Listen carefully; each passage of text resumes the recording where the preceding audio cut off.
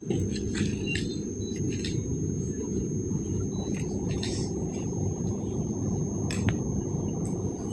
you ever experienced a moment or a bunch of moments where you wake up?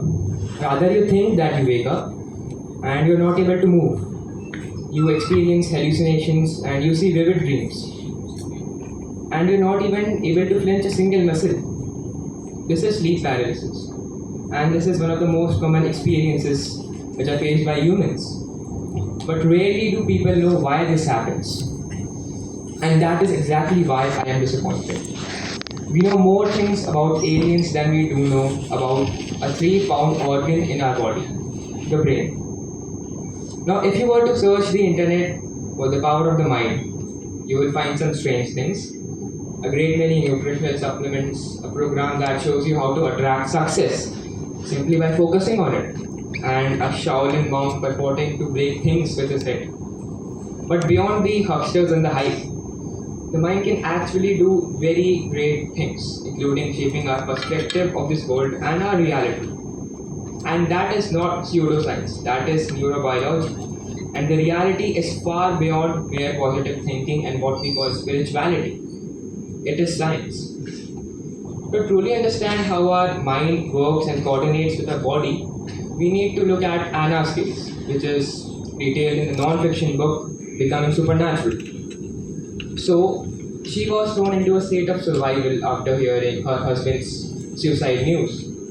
And 9 months later, she woke up from paralyzed from the waist down, and she was admitted in the hospital with inflammation of the peripheral nervous system. And despite numerous testing, doctors could not find anything structural. The reason said behind this is that the prolonged fight or flight response, which is created by the sympathetic nervous system, resulted in this situation. And this story serves and highlights the truth that this situation, where your physical pain is manifested into emotional pain, and vice versa, can be true. Now, take a common example, like a moment where you deeply regretted something, or you were very sad about something, or let's say you were guilty about something. Did you notice any physical symptoms like mild headaches or mild fatigue? And that is exactly what happens. And while these problems are daunting, the silver lining is that change is possible. And that is what Anna realized.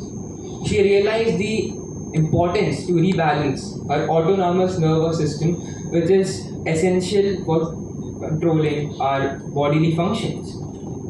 And most importantly, she realized the need to influence her subconscious mind for good.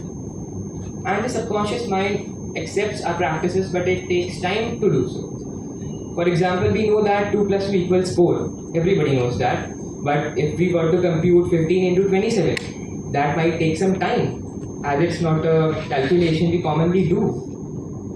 Also, the subconscious mind accepts those practices without questioning them. So if someone were taught that 2 plus 2 equals 4 from the beginning of their life, they would literally believe that. And it would literally skew apart their perspective of this reality. And this is the power of your subconscious mind. And as I said, the subconscious mind programs our reality. And this is where it clears a big misconception. Genetics. We often believe that if numerous family members of our family face a disease, we are bound to face the same disease. But research in the field of epigenetics reveal that it is not completely true. Environment and our emotions, specifically controlled by the subconscious mind, actually plays a vital role in controlling how our genes react with the environment and regulate the genes, either activating or silencing them. Also, Anna's journey highlights something very brainstorming, and that is the concept of neuroplasticity. The brain's ability to reorganize itself into patterns, and believe it or not, this process takes part throughout a person's life. Now take that example of Anna in your life at a minute level. This proves that the subconscious is influenced by the reality, and the reality is influenced by the subconscious. And as we saw, there could be a downward spiral and an upward too, as we saw in Anna's case. So, I would like to end with a quote by Marcus Aurelius. Your mind will be like its habitual thoughts, for the soul becomes dyed with the color of its thoughts. So soak it then in such trains of thoughts as, for example, where any life is possible, a righteous life is possible. Thank you, everyone.